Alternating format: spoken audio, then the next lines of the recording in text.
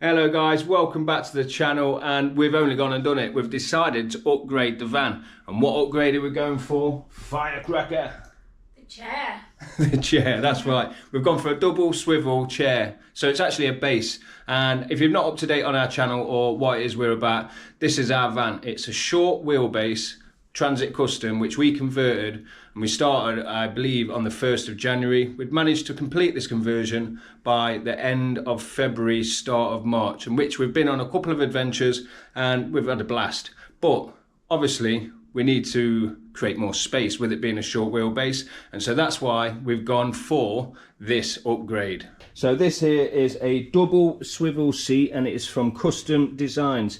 Now, this was delivered within 3 weeks. There was a bit of an hoorah with the delivery, but we got in touch with them and they sorted us right out. Now, the cost of this item was £385, but you can't put a price on space because, well... How much? It was £385. Sometimes I keep these prices to myself, then the firecracker finds out. But we like to have fun inside the van as much as... What kind of fun? As much as exploring outside the van. And you know, obviously when you've got a small van like a short wheelbase, you can't put a price on space. Space is crucial, and this is going to give us that little bit more space to have more fun activities inside the van. So let's unravel this box and see what's in there. Lo and behold, this is quite heavy, so be aware of that. I need a knife or something. We'll open up and have a look inside. Now, one thing to note is, obviously, this base goes underneath the seat itself and the seat sits on top. So, obviously, it will raise the seat, but we'll take a look at that once we've fitted it all. We'll have a quick look and see what's inside it now. Hopefully, it is the right one, because I'm not going to be able to send it back in this box.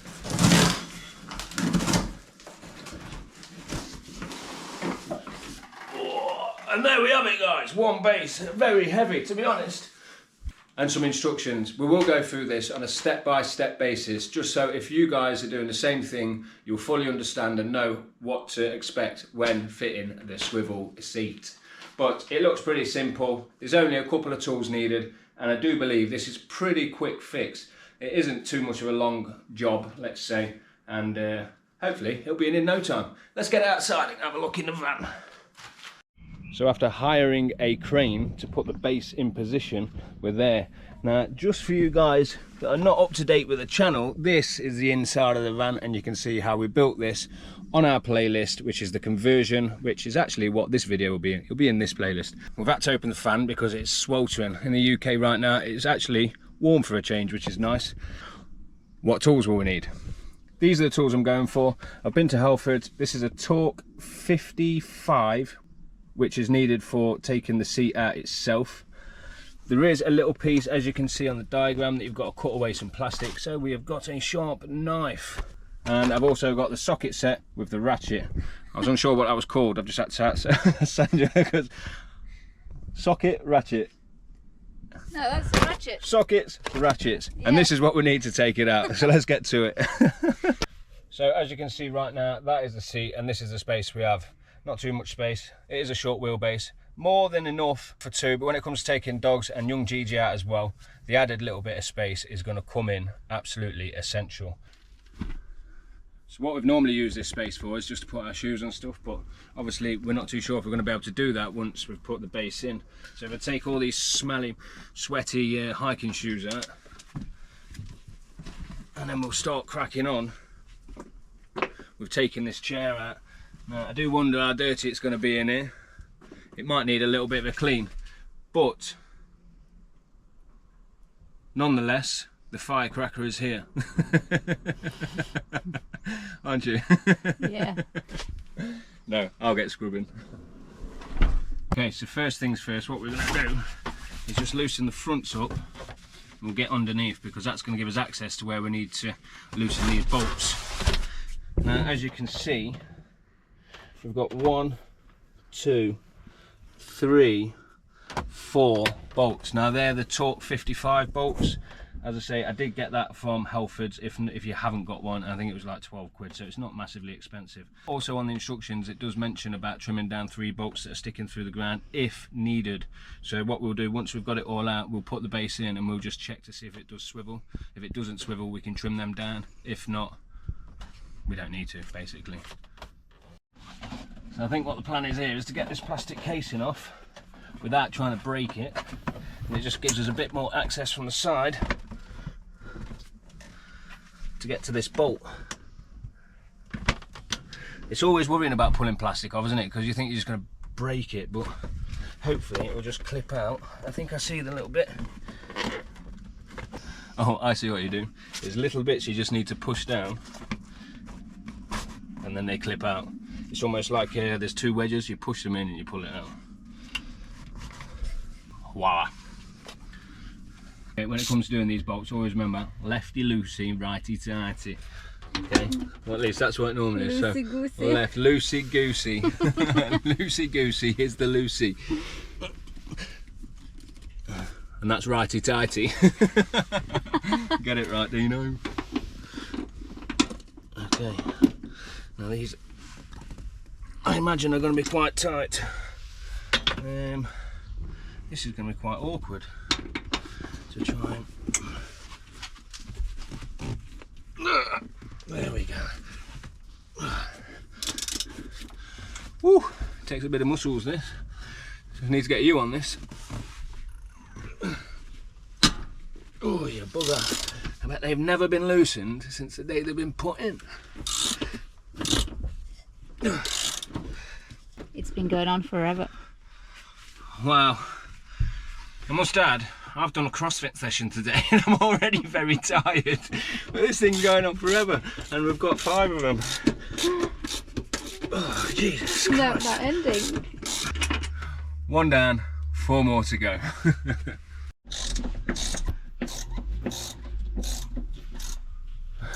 So this is the final bolt, or at least final torque bolt, and then there's 2 other bolts which you use your sockets for in order to get it off. And upon doing this, I've just realised that we're actually missing a bolt. If we can look here, there should be one here, the same as this one here, so that's something I'll probably have to correct in time. But these have been a little bit testing, let's say, but we're getting them off. We've got them off. Take that bolt off and then we'll have to move the seat out of the way. Now the thing that I am going to find difficult, I think, is where we're going to position this seat, because I've noticed when people have done these before, this isn't here, so they've just pulled it back. Hopefully I've got enough space to put the base in and test it. Should do really, but if you are planning on doing this, maybe do this before doing your build, because you've got a little bit more space to do so. But we'll see how we get on, and well, you'll see yourselves.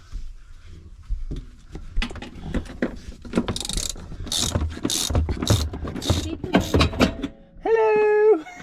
You have to adopt all positions in order to do this. And for what is my singular bolt, of which I do believe there should be 2 of, I'm using an 18mm socket. And that should work to get this off. Lefty, lefty, loosey, loosey goosey. Something like that. Getting a sweat on. I am sweating. I am actually sweating. This is, I mean, it is hot. It's very humid, and like I say, these have been a little bit testing. That's the seat out of the way. Now, before we put the base down, obviously I'm just going to clean up this area. Now, the instructions do say we need to take this little piece here off. Now, you do need to be careful under here because you can see there's wiring. So, not to just go mad and start chopping through. Make sure you know where the wires are. Also, you've got these 3 pins. You've got 1 here and 2 there. The instructions do say only need to trim it down if required. So what we'll do is we'll just place the base in. We'll check to see if it swivels. As long as it swivels, we won't need to chop them down. If it does get caught for whatever reason, we'll give them the hack, and that'll be that. So let's have a little clean up, and then let's see if it fits. Looking at the instructions, this is where we are going to go into the instructions. It does say cut a line here, as I've mentioned before, so you just need to be a little bit careful and be aware that there is cables under here. We'll follow this diagram. I mean, it's pretty self-explanatory really. It's just this raised area that we're going to be chopping out. So we'll get that chopped away. I think I'm just going to lift it while I chop it, just to make sure It's pretty I'm easy. not hitting no wires. It seems pretty simple. We know that there's a case in there, so you shouldn't have to worry too much, but always check just before you do it, because the last thing you want to do is chop through one of them, not know what the wires are for, after getting an electrician in to redo your wiring loom, and well, you're going to have a whole world of problems, aren't you? So just have a little look and be safe. Struggling. God, it's heavy. I don't know which way it goes though, to be honest, so I'm going to have a look at this. It doesn't actually. When there's no pictures it makes things harder, doesn't it? Because I tend to read, and when I go through this, what I do is I sort of read, so Every other line. Yeah, unlock, bolt down, done. Complete. I sort of proofread it. I don't read in detail, and that's my problem. I lose concentration very quickly. I think you have a look at that, and you can just direct me what I need to do. A little bit of fiddling, we've worked out how this works. What I've done, I've sat the base plate onto the prongs that we're sticking up. Now remember, it only said that I needed to trim these down if required. So what I've done is I've sat them on, that's got it all in place, and that lines it up exactly where it needs to be. Now what you need to do after that is lift these little pins out. These little pins are holding these screws in so you can't turn them. Now this base plate has also been crash tested, so we know this is one of the safer ones. We know that it's perfect and it's basically safe and good to go, which is obviously important when you've got your passengers in, especially if you've got kids like me. Now all we do is lift this, lift every single one of these up like so, and then this will pivot round. And as you can see here, there's one of the prongs that it says that it suggests to trim down if need be. Now obviously this isn't clear of this, it's underneath, and that is obviously where one of the bolts is going to be positioned to tighten it down. And then we've also got, remember the torque bolts that we took out, we've then got all the little holes which line up with the base or the floor of the van itself. We're just going to wire them straight through, tighten them back up, and that's the base going to be fixed in. After that, we've then got these bolts here which we can take off, put the seat on and tighten the seat up. So now we're back to the torque 55. We're going to use an extension on this too, and obviously the original nuts. Remember, lefty loosey, righty tighty. Is this right? That's right. And we're just going to line them up and get them back in the original holes. Workout number 3, getting the screws back in.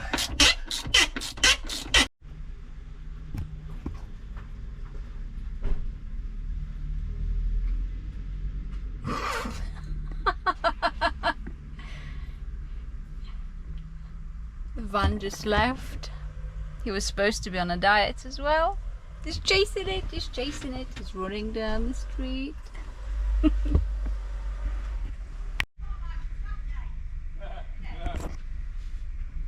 Look at him, happy as Larry. Hello. He's supposed to be on a diet. Well, you know, this is hard work, isn't it? I need to treat myself.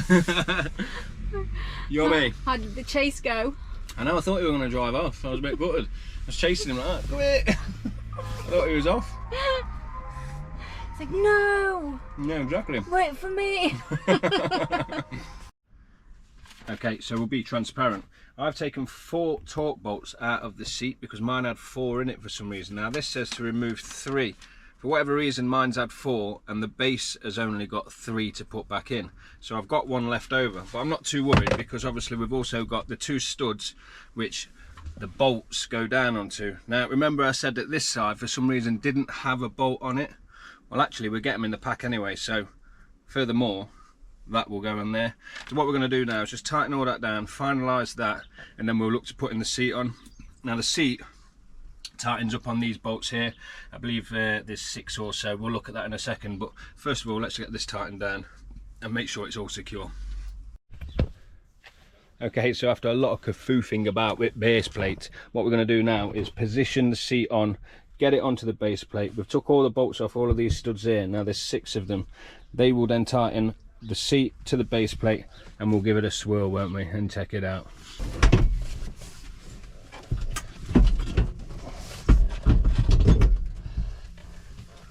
Kablamo! We've got it on, we've got it in place. Let's get it tightened up and let's get it spinning. Come on.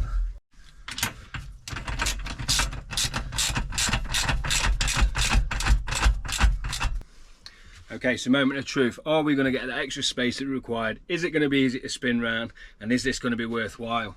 Let's give it a little test run and we'll find out, shall we? So I think first we'll pull the seatbelt out to give us a little bit of leverage. And then let's spin the bad boy around. Way. Does it? Should we put that over? No, that can just go there, I guess, can't it? It's sitting there.